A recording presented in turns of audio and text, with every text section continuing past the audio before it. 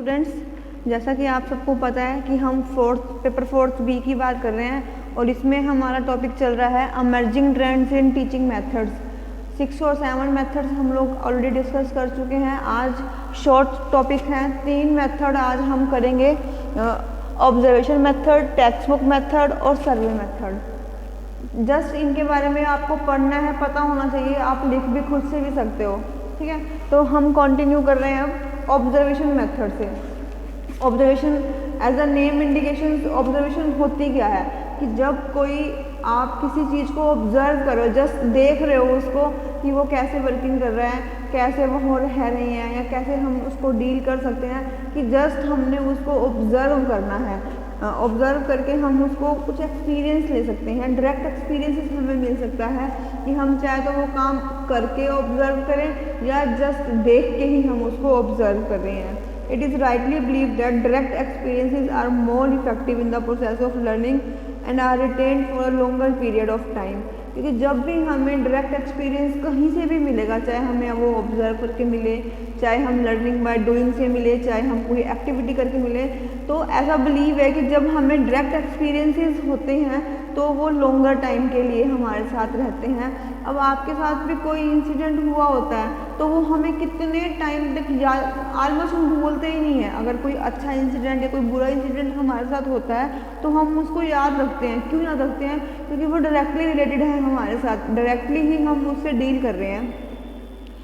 तो यहाँ पर बात आ रही है कि there which full body experiences, a trip to a actual site, कि हम कहीं पर भी जा सकते हैं एक्चुअल साइट पर, माउंटेन्स पे, कंपनी में, ऑर्गेनाइजेशन में, इंस्टीट्यूशन में, provide the most first hand experiences. अब हम कहीं पर जा रहे हैं, सर्वे कर रहे हैं या हम किसी चीज़ को, किसी कंपनी को हमने ऑब्जर्व करना है, तो वहाँ पर क्या है कि हमें कोई टास्क नहीं दिया जाएगा। जो वर्कर वहाँ पर टास्क कर रहे हैं, परफॉर्म कर रहे हैं, हमें जस्ट उनको ऑब्जर्व करना है कि वो कैसे मशीन्स को हैंडल कर रहे हैं, कैसे उनकी वर्किंग चल रही है, कैसे उनका काम जो है वो परफॉर्म हो रहा है। तो यहाँ पर सिर्फ और सिर्फ क्या करना है, we have to observe. Observe कैसे करेंगे? फर्स्ट हैंडली, कि डायरेक्ट एक्सपीरियंसेस हमें मिलना है।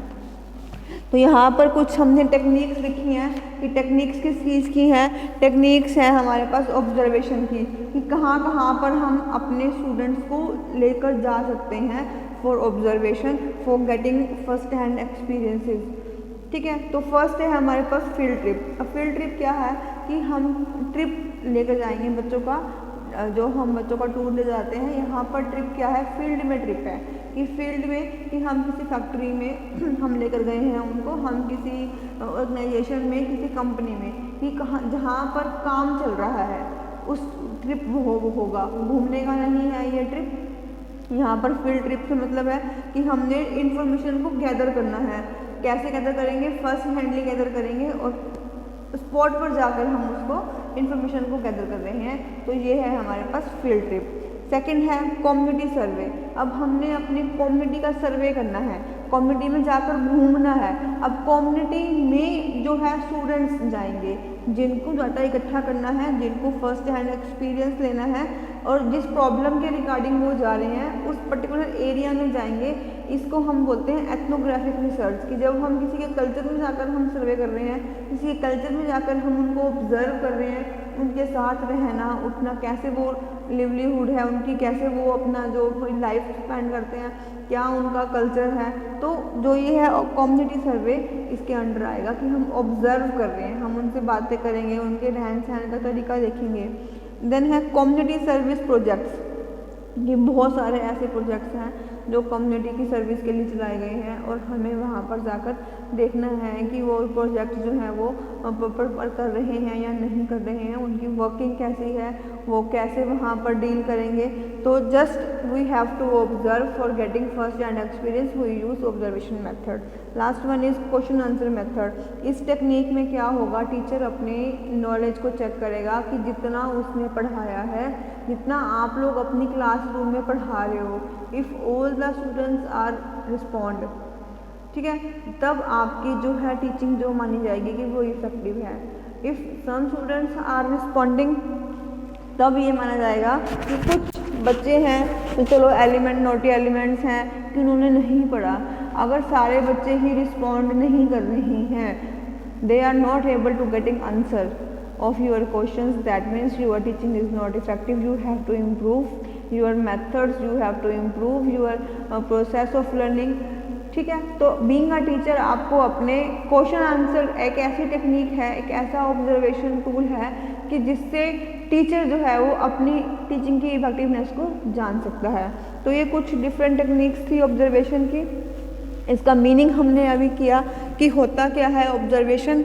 अब इसकी हम बात करते हैं मेरिट, क्या है इसके फ़ायदे, कि अब स्टूडेंट्स जो है नॉलेज ले सकता है इंडिपेंडेंटली, कि जस्ट वो ऑब्ज़र्व कर रहा है। जब वो ऑब्ज़र्व करने के लिए जाएगा तब टीचर जो है उनको गाइडलाइंस जो है वो प्रोवाइड की जाएंगी, उसके साथ वो अपनी टीचिंग को जो है वो रख सकता है। अदरवाइज़ जो है टीचर जो स्टूडेंट है वो नॉलेज इंडिपेंडेंटली लेगा।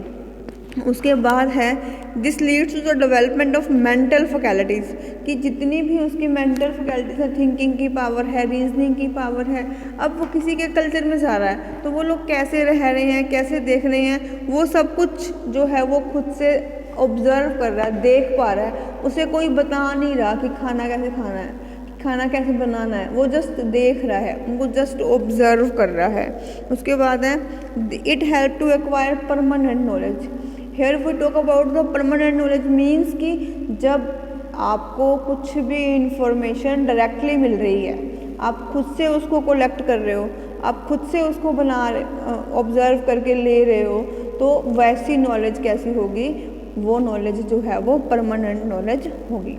ठीक है, आई होप कि आपको ये ऑब्जर्वेशन मेथड जो है वो क्लियर हो गया होगा। अब मेथड्स कराने का मैं फिर पहले भी बताया है कि क्या एम है, कि आप एक टीचर हो, ठीक है, टीचर को पता होना चाहिए कि किस कंटेंट के ऊपर, किस टॉपिक के ऊपर कौन सा मेथड शूट कर सकता है, कि बच्चे मेरे कैसे हैं, कि मैंने किनको पढ़ाना है।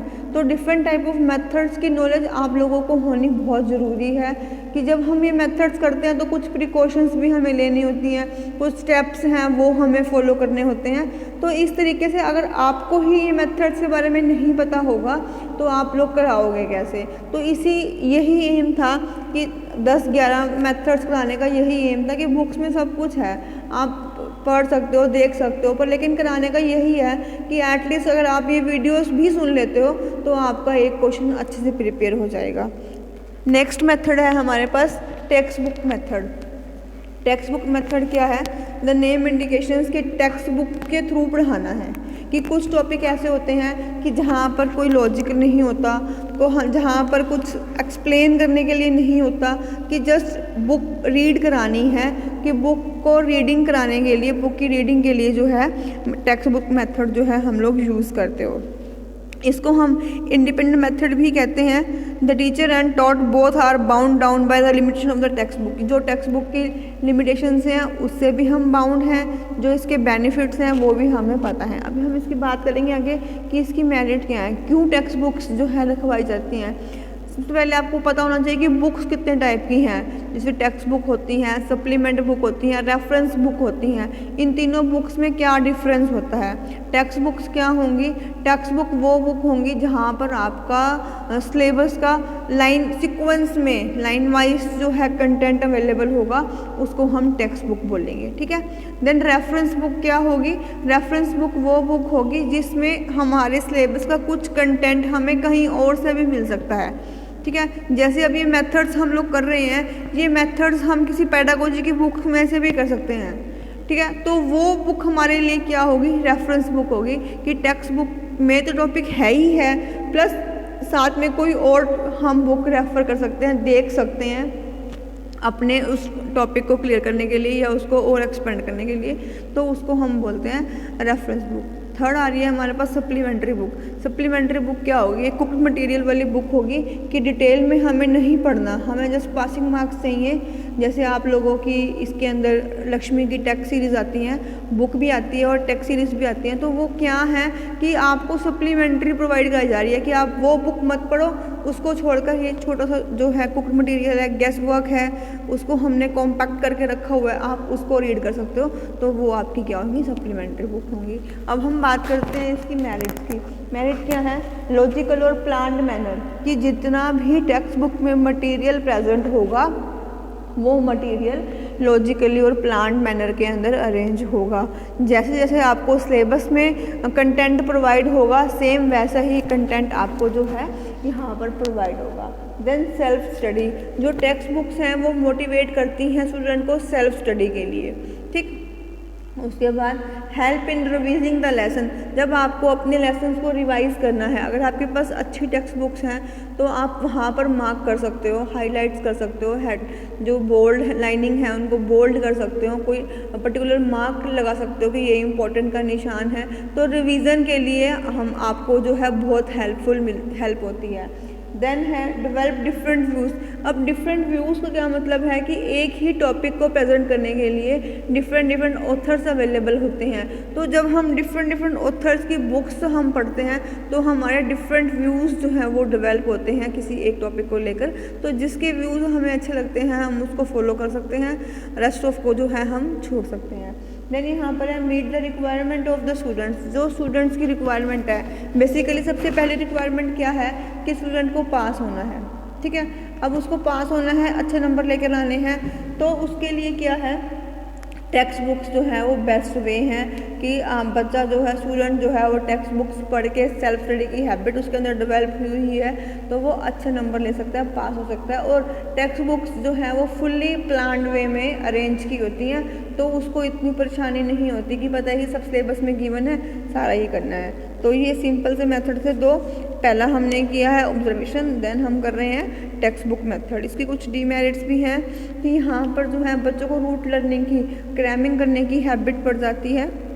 यहाँ पर अगर हम टेक्स्ट बुक्स यूज़ करते हैं तो जो टीचिंग के मैक्सिम्स हैं वो नहीं हम यूज़ कर पाते, वो हम फुलफ़िल नहीं कर पाते। बच्चा क्या है अपने इंडिपेंडेंटली ही जैसा उसको समझ में आ रहा है, गलत सही वो सब कुछ उसको कर लेता है। लास्ट वन है सर्वे मेथड। सर्वे क्या होता है, survey means to form logic, general idea और inspection of the condition. Survey करना है मीन्स कि we have to inspect something, कि किसी भी हम फील्ड में जा रहे हैं तो वहाँ पर हमें इंस्पेक्ट करना है, मीन्स कि we have to identify the problems, या जहाँ पर जो भी डिफेक्ट्स हैं उनको हमें बाहर निकालना है, जो प्रॉब्लम्स आ रही हैं वो हमें ढूंढ के बाहर निकालनी है, इंस्पेक्ट करनी है। जैसे इंस्पेक्टर का काम होता है कि चोर को ढूंढना, पूरा का पूरा सेटअप लगा हुआ है, वहाँ से हमें कुछ कमियाँ, डेफिशिएंसीज जो हैं वो हमें बाहर निकालनी है।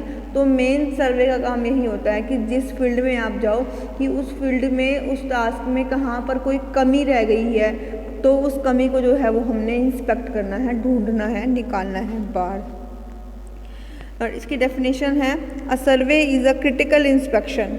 सर्वे कैसा है, एक क्रिटिकल इंस्पेक्शन है, ऑफन ऑफिशियली, मेनली ये कैसा होता है कि ऑफिशियल ही होता है, और प्रोवाइड एग्जैक्ट इन्फॉर्मेशन, कि जब हमें एग्जैक्ट इन्फॉर्मेशन चाहिए होती है तो ऑफिशियली सर्वे जो है कंडक्ट कराया जाता है। It is a kind of inductive approach of the student, ठीक है। The main theme of the survey is to get first hand experiences, कि हमें फर्स्ट हैंड एक्सपीरियंसेस चाहिए तो हम सर्वे मेथड को फॉलो करते हैं। इसके कुछ स्टेप्स हैं। फर्स्ट स्टेप है selection of a problem. First of all we have to select our problem, कि प्रॉब्लम हमें आइडेंटिफाई करनी है, सिलेक्ट करनी है कि किस प्रॉब्लम के रिगार्डिंग हमें जो है वो सर्वे कंडक्ट करना है, ठीक है। देन डिफाइनिंग द प्रॉब्लम, फिर हम प्रॉब्लम को डिफाइन करेंगे कि एक्चुअल में वो प्रॉब्लम है या जस्ट प्रॉब्लम को क्रिएट कर रखा है। तो पहले हमें अपनी जो क्लासरूम की या स्कूल की कुछ प्रॉब्लम्स हैं उन प्रॉब्लम्स को हमें सेलेक्ट करना है, फिर एक प्रॉब्लम को जो हम सेलेक्ट कर चुके हैं उसे डिफाइन करना है, फिर आइडेंटिफिकेशन ऑफ डाटा, कि उस प्रॉब्लम को दूर करने के लिए डाटा क्या चाहिए, हम क्या हेल्प कर सकते हैं, कि किस तरीके का डाटा जो हमें यूज़ करना है, प्राइमरी डाटा करना है, सेकेंडरी डाटा यूज़ करना है, तो किस टाइप का डाटा जो है हमें यूज़ करना है वो हमें आइडेंटिफाई करना पड़ेगा। देन सिलेक्शन ऑफ टूल्स, फिर हमें टूल्स सेलेक्ट करने हैं कि हम क्वेश्चन एयर मेथड लगाएंगे, हम इंटरव्यू लगाएंगे, हम ऑब्जर्वेशन मेथड लगाएंगे, कि कौन सा टूल है किस मेथड से वो टूल जो है वो काम करेगा वो हमने देखना है। Then selection of a sample, sample क्या होता है कि जब हमने अगर 10 लोगों के ऊपर या 10 के ऊपर तो नहीं, अगर हम पूरे स्कूल में अगर 1000 स्टूडेंट हैं, अगर हम 1000 के ऊपर वो लगा रहे हैं तो रैंडमली कोई 10 या 20 या कोई 30 जो है बच्चे हम सेलेक्ट कर लेंगे। पूरे की पूरी पॉपुलेशन के ऊपर हम नहीं जाएंगे, तो रैंडमली हम कुछ स्टूडेंट को सिलेक्ट कर लेंगे। तो जिनको हमने सेलेक्ट किया है उसको हम सैम्पल बोलेंगे। तो फिर यहाँ पे हमने क्या करना है, सैम्पल को सिलेक्ट करना है। देन कलेक्शन ऑफ फिगर, तो हम उनसे डाटा को कलेक्ट करेंगे कि क्या उन्होंने उस प्रॉब्लम के रिगार्डिंग जो सोल्यूशन हमने प्रोवाइड किया था क्या वो बच्चे कर रहे हैं। देन हम एनालाइज करेंगे डाटा को कि जो सैम्पल से हम डाटा को इकट्ठा किया है उसको हम यहाँ पर अब एनालाइज करेंगे।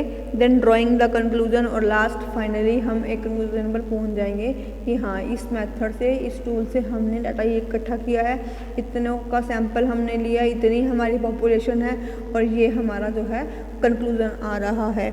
उसके बाद हम उसको अपनी रिपोर्ट के अंदर फाइनली सबमिट कर देंगे। अगर आपने अपनी रिपोर्ट सबमिट नहीं की है तो there is no use of the survey method, कि उस सर्वे का कोई मेथड कोई यूज़ नहीं होगा अगर आपने अपनी रिपोर्ट सबमिट नहीं कराई है। मैं स्टेप्स रिपीट कर देती हूँ। सबसे पहले हमें क्या करना है, प्रॉब्लम को सेलेक्ट करना है, फिर डिफ़ाइन करनी है, फिर आइडेंटिफाई करना है डाटा को, सिलेक्शन ऑफ टूल्स है, सिलेक्शन ऑफ सैम्पल है, कलेक्शन ऑफ फिगर्स है, एनालिसिस द डाटा है, ड्राइंग कंक्लूजन है और राइटिंग द रिपोर्ट है। आई होप कि ये तीनों मेथड आज वाले भी और जो पिछले आप लोगों ने देखे होंगे वो समझ में आ गए होंगे। मैं बारी बारी यही बात कहती हूँ कि अगर आपको कोई चीज़ समझ में नहीं आती है तो आप कॉलेज में आकर या ग्रुप में अपने जो है कमेंट्स छोड़ सकते हो, बता सकते हो कि हमें ये चीज़ समझ में नहीं आई है, तो नेक्स्ट टाइम हम उस चीज़ को और अच्छे से भी हम कर सकते हैं। ठीक है, इसी के साथ जो है आपकी फर्स्ट यूनिट जो है वो कंप्लीट हो जाती है। ठीक है, नेक्स्ट टाइम से जो है हम सेकंड यूनिट स्टार्ट करेंगे। Thank you.